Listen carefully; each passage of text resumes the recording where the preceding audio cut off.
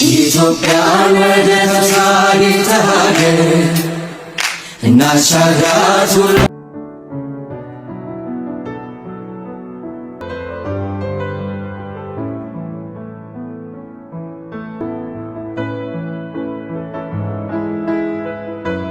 ማዕከላዊ ኢትዮጵያ ክልል እያደረግን ያለነው የልማት ስራዎች ጉብኝት ቀጥለን በስልጤ ዞን ተገኝተናል። በአጠቃላይ በጉብኝታችን ያየነው የማዕከላዊ ኢትዮጵያ ክልል በሁሉም ዘርፎች ፈጣን የልማት ጉዞ ላይ እንደሚገኝ ነው።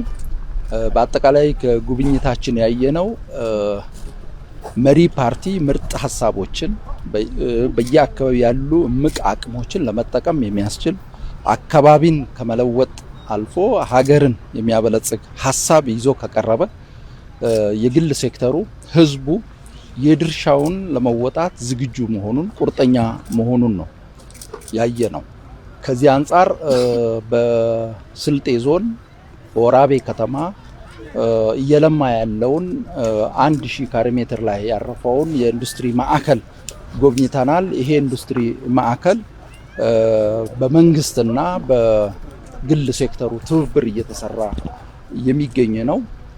በአጠቃላይ ሁሉም አምራች ኢንዱስትሪዎች ተገንብተው ሲጠናቀቁ ከ25000 በላይ ለሚሆኑ ዜጎች የስራ ዕድል የሚፈጥር ነው። አጠቃላይ የኢንዱስትሪ ማዕከሉ እየለማ ያለው በሳይንሳዊ እውቀት ላይ በተመሰረተ አኳኋን ነው። ወደ ኢንዱስትሪ ማዕከሉ የሚገቡ ኢንዱስትሪዎች ምን አይነት መሆን አለባቸው፣ በመካከላቸው ሊኖር የሚገባው መናበብ፣ ቅንጅት ምን መምሰል አለበት የሚለው የሚመለከታቸው በዘርፉ እውቀቱ ሙያው ያላቸው አካላትን በማማከር ዲዛይን የተደረገ ነው። በርከት ያሉ ኢንዱስትሪዎች ወደ ስራ ገብተዋል።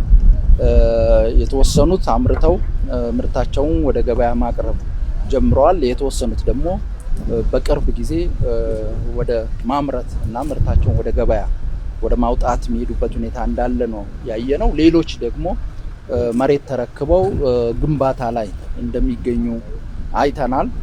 በአጠቃላይ እንደ ፓርቲ የምንከተለው ኢኮኖሚ አቅጣጫ የብዝሃ ተዋናያን ኢኮኖሚ አቅጣጫ ነው። ያ ማለት የኢኮኖሚ ልማትን ለማፋጠን እንደ ሀገር የኢኮኖሚ ብልጽግናን ለማረጋገጥ መንግስት የድርሻውን መወጣት አለበት። እንደዚሁም መንግስት የግል ሴክተሩ በሚገባ እንዲሳተፍ ምቹ ሁኔታ መፍጠር መቻል አለበት። የከፍተኛ ትምህርት ተቋማትን በጥናትና ምርምር ኢኮኖሚውን መደገፍ መቻል አለባቸው፣ በእውቀት መደገፍ መቻል አለባቸው። የሲቪል ማህበረሰብ ድርጅቶችም በኢኮኖሚው ላይ ያላቸውን ድርሻ በሚገባ መወጣት አለባቸው። ስለዚህ ሁሉም በኢኮኖሚ ላይ ድርሻ ያላቸው አካላት በሙሉ ድርሻቸውን በውጤታማነት እንዲወጡ የሚያደርግ አቅጣጫ መከተል ነው። ከዚህ አኳያ ወራቤ ላይ ያየነው የኢንዱስትሪ ማዕከል ግንባታ ሁሉንም ባለድርሻ አካላት በሚገባ ያሳተፈ መሆኑን አይተናል። መንግስት መሬት በማዘጋጀት መሰረተ ልማት በማቅረብ የተለያዩ ድጋፎችና አገልግሎቶችን ለግል ሴክተሩ በመስጠት የድርሻውን እየተወጣ መሆኑን፣ የግል ሴክተሩ ደግሞ ሼዶችን በመገንባት እና ወደ ማምረት በመግባት የድርሻውን እየተወጣ ነው። እንደዚሁም ከፍተኛ ትምህርት ተቋማት እና በዘርፉ ሙያው እውቀቱ ያላቸው ክህሎቱ ያላቸው አካላትም እየተሳተፉ መሆናቸው አይተናል። ስለዚህ የሁሉም ተሳትፎ የሚታይበት መሆኑን አይተናል። ጥሩ ተሞክሮ የሚሆን ነው። ሌላው ያየነው የ9 ሄክታር የወንዝ ዳርቻ ልማት ነው። ይሄ ልማት እየተከናወነ ያለው የስልጤ ባህል ከዘመናዊነት ጋር በማዋሃድ በማጣጣም እንደሆነ አይተናል። አካባቢው ለማህበረሰቡ የመዝናኛ ቦታ ሆኖ ከማገልገሉም ባሻገር የአካባቢው ልጆች አዲሱ ትውልድ ስለ ስልጤ ባህል የተሻለ እውቀት የተሻለ ግንዛቤ እንዲኖረው በቀጣይ ከትውልድ ወደ ትውልድ ሊተላለፉ የሚገቡ የማህበረሰባችን እሴቶች፣ ባህሎች ለሚቀጥለው ትውልድ እንዲተላለፉ መስራት ይጠይቃል። ከዚህ አኳያ ቦታው በዚህ መልኩ ታስቦ የተሰራ መሆኑን አይተናል። ጥሩ ተሞክሮ የሚገኝበት ነው። አሁን አጠቃላይ ልማቱ 80% ላይ እንዳለ አይተናል። በአጭር ጊዜ ውስጥ ተጠናቆ ለአገልግሎት ይበቃል ብለን እናምናለን። ሌላው ያየነው የአቶት የተቀናጀ አግሮ ኢንዱስትሪ ልማት ነው። በልማት ትሩፋት ማዕቀፍ እየተሰራ ያለ ነው።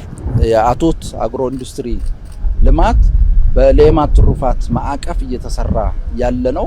በአንድ በኩል የወተት ልማት ስራ እየተሰራ ነው። በሌላ በኩል ደግሞ የዶሮ ልማት ስራ በስፋት እየተሰራ ነው። ከዛም በተጨማሪ በጎችና ሌሎች የልማት ስራዎችም ተያይዘው በተቀናጀ መልኩ እየተከናወኑ መሆናቸው አይተናል። ይሄ ልማት ስራ በግል ሴክተሩ ነው እየተሰራ ያለው። ለበርካታ ዜጎች የስራ ዕድል የፈጠረ መሆኑን አይተናል።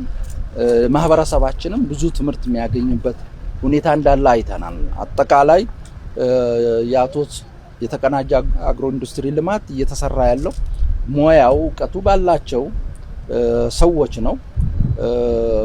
ሳይንሳዊ በሆነ መልኩ ነው እየለማ ያለው። ምርትና ምርታማነትን በከፍተኛ ደረጃ ለማሳደግ የሚያስችሉ የልማት ስልቶችን እየተጠቀሙ መሆናቸው አይተናል። በአጠቃላይ የሌማት ትሩፋት ስራ በየአካባቢው የማህበረሰቡን ኑሮ ከማሻሻል፣ ገቢውን ከማስፋት፣ የስራ ዕድል ከመፍጠር በተጨማሪ የግል ሴክተሩ ላይም ተጽዕኖ ፈጥሮ የግል ሴክተሩ የሌማት ትሩፋትን መሰረታዊ እሳቤ ተረድቶ በዛ መልኩ ተሳትፎ እያደረገ መሆኑን አይተናል። መጨረሻ ላይ የጎበኘ ነው የገጠር ኮሪደር ልማት ሞዴል ሰፈር ነው። የገጠር ኮሪደር ልማት ሞዴል ሰፈር በክቡር ጠቅላይ ሚኒስትር የለማ አካባቢ ነው። የገጠር ኮሪደር ልማት በአጠቃላይ የገጠሩን ህዝባችንን የኑሮ ጥራት ያሻሽላል። እንደዚሁም የገጠሩ አካባቢ የምርታማነት ማዕከላት እንዲሆኑ ያስችላል። የገጠሩ አካባቢ አካባቢ ጥበቃና ውበት የተረጋገጠባቸው አካባቢዎች እንዲሆኑ ያስችላል። እንደዚሁም የገጠሩ አካባቢ ስርዓት ባለው መልኩ አድጎ የወደፊት ከተሞችን ለመፍጠር የሚያስችል ነው እና የገጠር ኮሪደር ልማት ዘርፈ ብዙ ፋይዳ ያለው ኢኒሼቲቭ ነው። የልማት መርሃ ግብር ነው። የተጀመረው በማዕከላዊ ኢትዮጵያ ክልል ነው። ይሄ ሞዴል ስራ በሁሉም የክልሉ አካባቢዎች እየሰፋ መሆኑን አይተናል። በማዕከላዊ ኢትዮጵያ ክልል ብቻ ሳይሆን ወደ ሌሎች ክልሎችም እየሰፋ የሚገኝ ነው። እንግዲህ ብልጽግና ፓርቲ በኢትዮጵያ ሁለንተናዊ ብልጽግና የማረጋገጥ ራዕይ አለው። ይሄ ሊረጋገጥ የሚችለው በከተማ አካባቢ በምንሰራው ስራ ብቻ አይደለም። አብዛኛው ህዝባችን የሚኖርበትን አብዛኛው የሀገራችን አካባቢ የሆነውን ገጠሩን ዘንግተን እንደ ሀገር የምናረጋግጠው ሁለንተናዊ ብልጽግና አይኖርም። ከዚህ አኳያ በሁሉም ዘርፎች ለገጠርና ለከተማ እኩል ትኩረት ሰጥተን እየሰራን እንገኛለን። የገጠር ልማትና የከተማ ልማት በተቀናጀ መልኩ እንዲሰራ ነው እየተደረገ ያለው። የገጠር ኮሪደር ልማት ስራም በቀጣይ ገጠሩን ከከተማ ጋር ለማስተሳሰር እና የወደፊት ምርጥ ከተሞችን ለመፍጠር የሚያግዝ ነው። በአጠቃላይ የገጠር ኮሪደር ልማት እንደ ሀገር ሁለንተናዊ ብልጽግና ለማረጋገጥ ትልቅ ድርሻ ያለው ጉዳይ ነው።